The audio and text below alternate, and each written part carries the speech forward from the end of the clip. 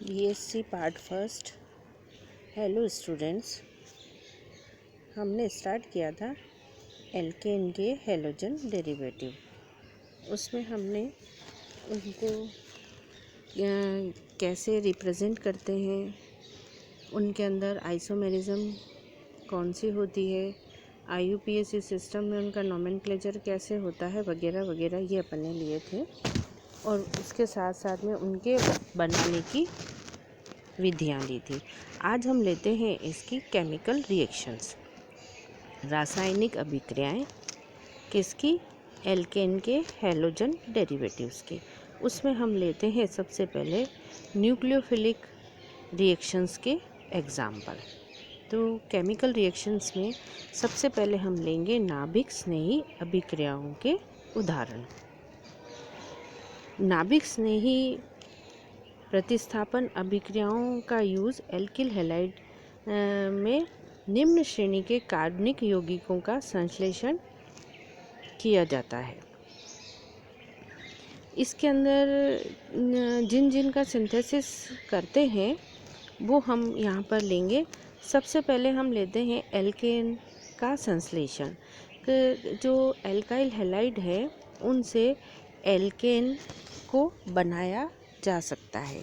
तो सबसे पहला है सिंथेसिस ऑफ एल्केन्स। इसके अंदर एल्किल हैलाइड के दो मॉलिक्यूल सोडियम के साथ शुष्क ईथर में अभिक्रिया करते हैं और एल्केन बनाते हैं। ये हम यहाँ पर रिएक्शन लेते हैं कि एल्काइल हैलाइड और सोडियम, और उसकी रिएक्शन करवाते हैं हम ईथर की प्रेजेंस में, तो एल्केन सिंथेसाइज होता है। दूसरा जो उदाहरण हम लेते हैं वो है synthesis of higher alkynes. Higher alkynes को भी इनसे एल्काइल हैलाइड से बनाया जा सकता है। इसके अंदर एल्काइल हैलाइड सोडियम एसिटिलाइड या फिर सोडियम एल्काइनाइड से रिएक्शन करता है और हायर एल्काइन बनाते हैं। जैसे हमने यहाँ पर लिया सोडियम एसिटिलाइड और उससे बना प्रोपाइन। तीसरा हम लेते हैं सिंथेसिस ऑफ एल्केनोल। एल्केनोल को भी इन एल्काइल हैलाइड से बनाया जा सकता है। जब एल्किल हैलाइड जलीय पोटेशियम या फिर उसके सोडियम हाइड्रोक्साइड या फिर नम सिल्वर ऑक्साइड से रिएक्शन करते हैं तो उससे अल्कोहल बनते हैं। तो ये एल्केन, हायर एल्काइन और एल्केनोल को बनाने के मेथड थे।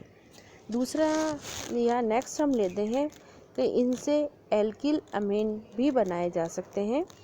कि एक एल्किल हैलाइड को एथेनॉलिक अमोनिया के साथ हायर प्रेशर पर गर्म करते हैं तो प्राइमरी, सेकेंडरी और टर्शियरी अमीन का मिश्रण मिलता है और अंततः टेट्रा एल्किल अमोनियम हैलाइड बनता है।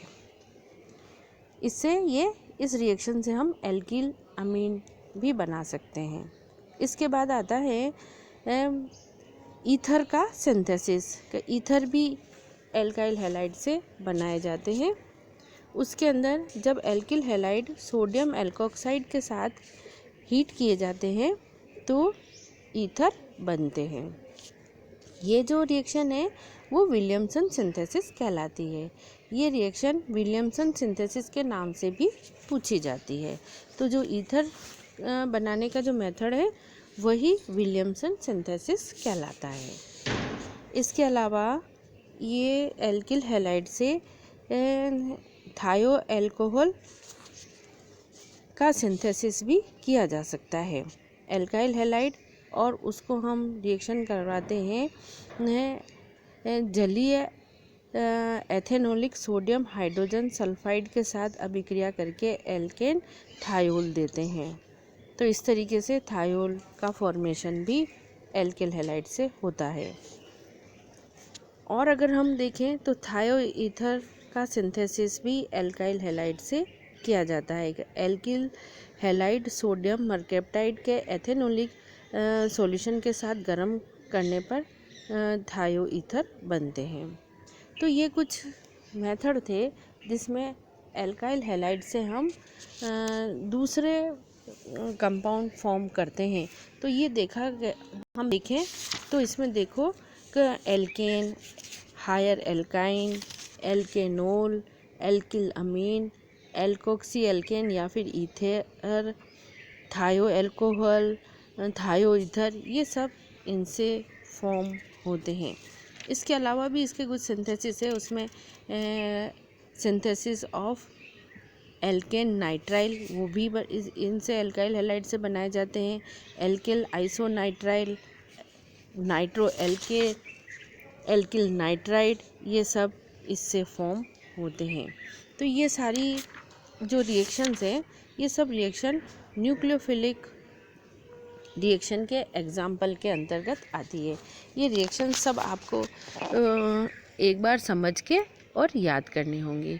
तो अगर हम देखें तो एल्काइल हैलाइड से बहुत कुछ ऑर्गेनिक कंपाउंड सिंथेसाइज किए जा सकते हैं।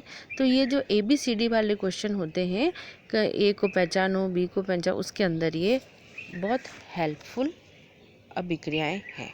Thank you.